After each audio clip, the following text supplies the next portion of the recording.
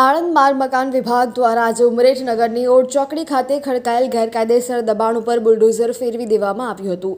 આજે બપોર સુધીમાં તંત્રની ટીમ દ્વારા લગભગ કાચા પાકા 30 થી 40 જેટલા દબાણ દૂર કરવામાં આવ્યા હતા। આણંદ જિલ્લાના વિવિધ હાઈવે માર્ગોની આસપાસ છેલ્લા ઘણા સમયથી ગેરકાયદેસર કાચા પાકા દબાણોનો રાફડો ફાટ્યો છે। દિન પ્રતિદિન વધતા જતા દબાણો સામે માર્ગ મકાન વિભાગ દ્વારા લાલાખ કરવામાં આવી છે।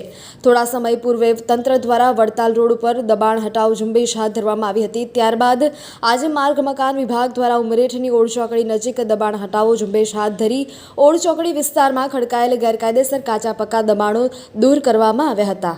માર્ગ મકાન વિભાગ તેમજ ઉમરેઠ નગરપાલિકા મામલતદાર તથા સિટી સર્વેની સંયુક્ત ટીમો દ્વારા પોલીસ બંદોબસ્ત વચ્ચે ગેરકાયદેસર દબાણો હટાવવાની કામગીરી હાથ ધરવામાં આવી હતી।